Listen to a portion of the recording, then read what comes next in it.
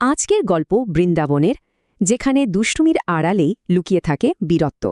ভাবা যায় একজন সাধারণ মাখনচোর হয়ে উঠল কিংবদন্তির নায়ক। চলুন দেখি কৃষ্ণের সেই আশ্চর্য রূপান্তর।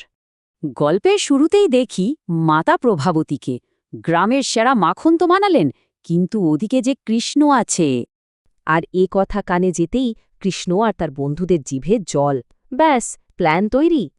কিন্তু প্ল্যানও বাধা সাধলেন প্রভাবতী। একদম হাতে নাতে ধরে ফেললেন কৃষ্ণকে। প্রচণ্ড রেগে প্রভাবতী কৃষ্ণকে টেনে নিয়ে চললেন যশোদার কাছে। কিন্তু তখনই ঘটল এক অবাক করা কাণ্ড। চোখের পলকে কৃষ্ণ দেখাল তার লীলা।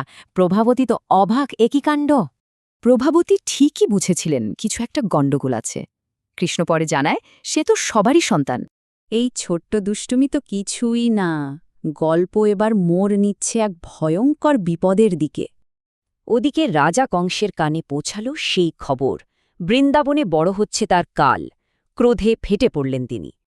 আর এই ভয়ঙ্কর কাজের ভার দিলেন তার সবচেয়ে শক্তিশালী দানব অঘাসুরকে। অঘাসুর বৃন্দাবনে এসে এমন এক ছদ্মবেশ নিল যা কল্পনারও বাইরে, এক ভয়ঙ্কর ফাঁদ। এখানেই আসল খেলা। শিশুরা যা দেখছে তা আসলে এক ভয়ঙ্কর বিভ্রম, এক মারাত্মক ফাঁদ। বন্ধুরা ভাবল এটা কোনো গুপ্তধনের গুহা।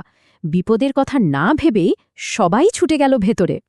কৃষ্ণ চিৎকার করে সবাইকে থামতে বলল, কিন্তু ততক্ষণে অনেক দেরি হয়ে গেছে। দানবের মুখ বন্ধ।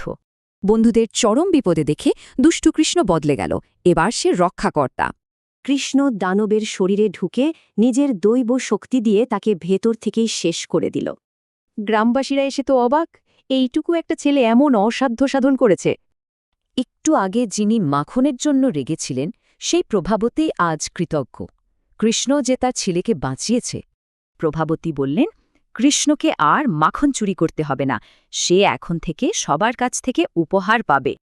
কিন্তু এখানেই কৃষ্ণের আসল রূপ। এত বড় বীরত্বের পরেও সে কিন্তু সেই দুষ্টু মাখনচোরই রয়ে গেল।